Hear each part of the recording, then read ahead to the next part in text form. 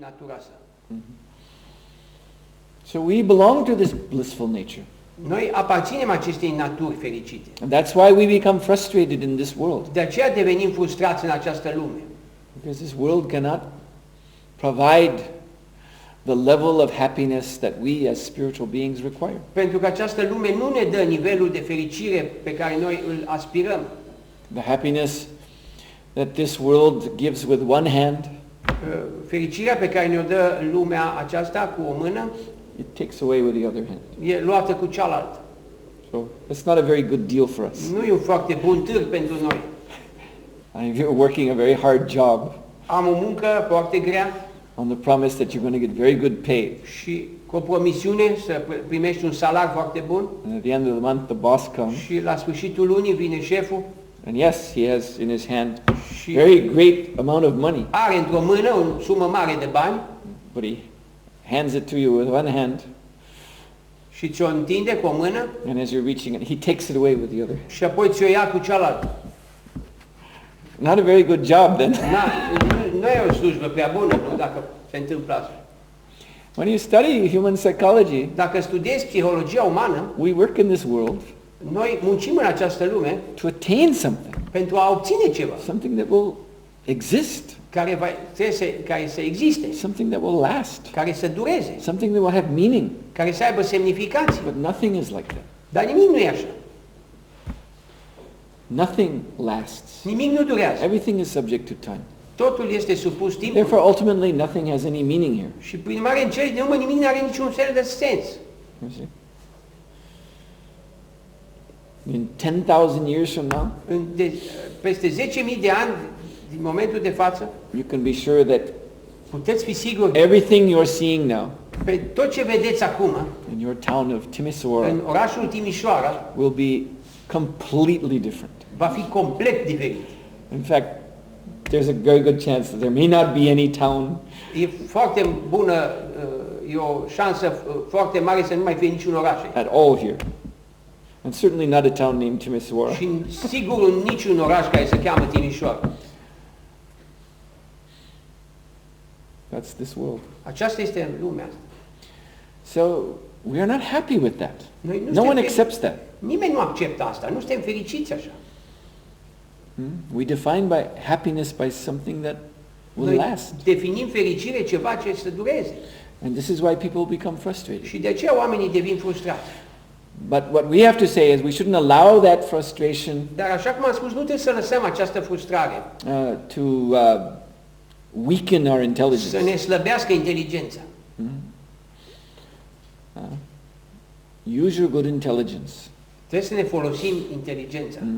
Study this Vedanta philosophy Să carefully studiem această filozofie Vedanta cu mare atenție. and put into practice Și the să o aplicăm în viața science noastră. of practic. mantra. And then you can actually realize Și apoi vom putea realiza cu adevărat transcendental happiness. fericirea transcendentală.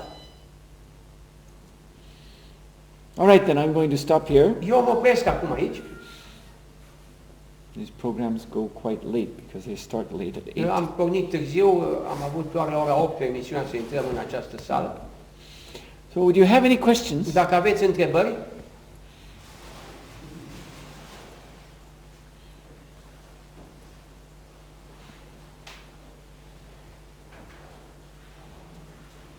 No questions? nu sunt întrebări? Spuneți. Poate fiind foarte întreagă, noțiunea de bine și de rău. Aș fi curios să detalieze mai mult în lumea filozofiei dânsului cum vede binele și rău. You spoke about good and evil, so my question is if you can to enter in more details according to your philosophy, what is good and what is evil.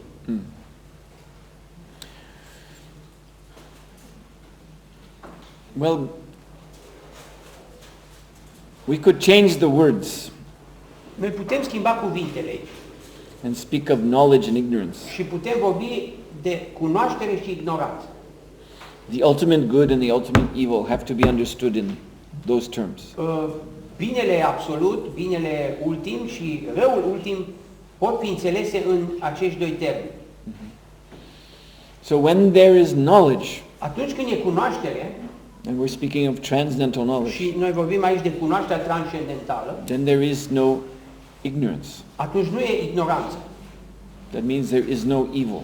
atunci nu e rău.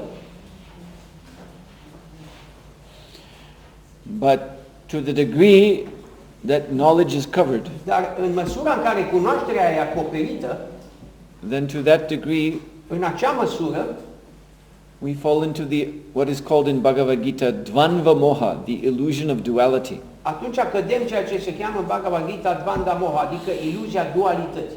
And we perceive good and evil Și in so many începem să different ways. percepem lucrurile în două feluri, binele și răul. But again, this is ultimately meaningless. Dar, din nou spun, acest lucru e lipsit de semnificație.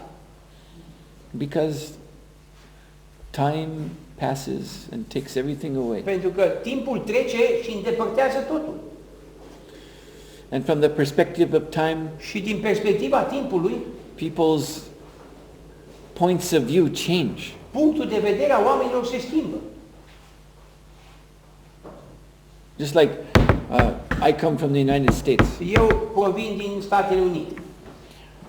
So when I was growing up, Când eram tânăr, we learned in school that am învățat în școală Christopher Columbus was a very great man că Cristofor Columb a fost un om foarte mare, because he discovered America. pentru că a descoperit America.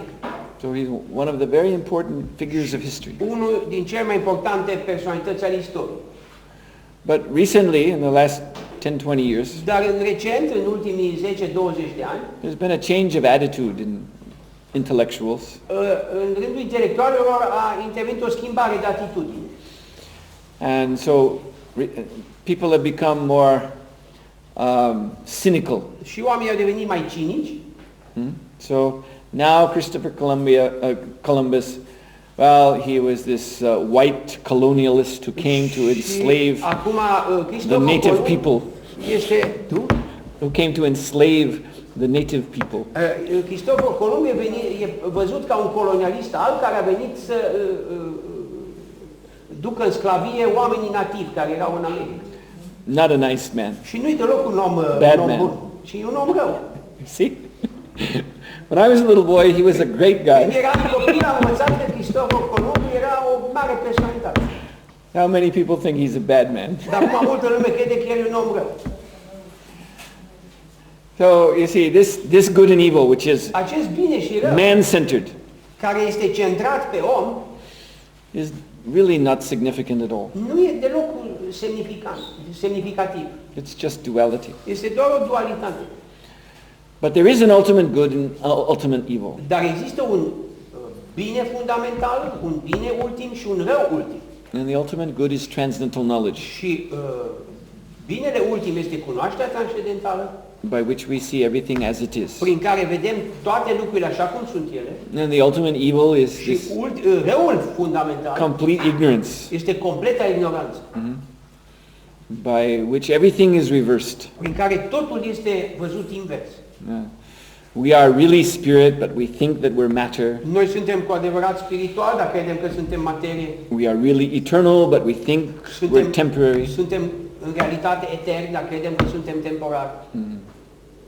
That's bad. Acest lucru e rău.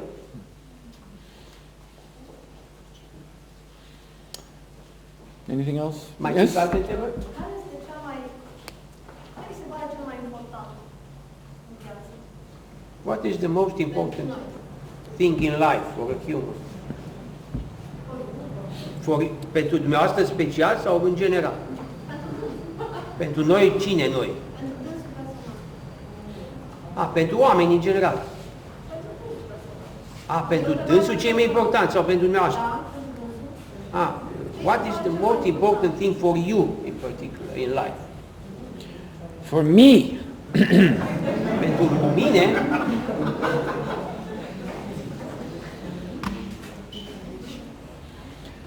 well, I would have to say that there are two important things. aș putea spune că sunt două lucruri importante. One is Krishna and one is you. Unul este legat de Krishna și unul de dumneavoastră. You means everyone. Adică de dumneavoastră cei de aici. Ultimately, there's, you see, as I was telling you, Așa cum v-am spus, every soul is part and parcel of Krishna. fiecare suflet este parte integrantă din Krishna. So in a sense, this is one important thing. Și într-un sens acest lucru e foarte important. But still, there's a difference. Dar mai este și o diferență. So, I'm here speaking Eu sunt aici vorbind to you vorbind tonight. dumneavoastră astă seară. This is what I do, Asta e ceea ce fac eu. and this is also my process of realization. Și acesta este de asemenea și procesul meu de realizare. I'm serving Krishna, Eu îl servesc pe Krishna, but I'm also serving you. dar de asemenea vă servesc pe dumneavoastră. And so, by passing on this knowledge to you, Și transmițând dumneavoastră această cunoaștere, and hopefully, eu sper I'm increasing your knowledge. că veți crește nivelul noastră de cunoaștere. That's my hope. Aceasta e speranța mea. So by doing that, Făcând asta, then my own knowledge and realization of Krishna increases. și realizarea și cunoașterea mea despre Krishna cresc. So that for me is the most important thing. Acest lucru e cel mai important pentru mine. It's Krishna and you. Krishna și dumneavoastră.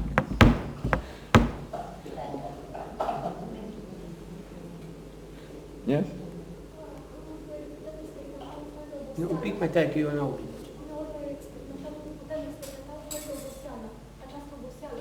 Cum un fel?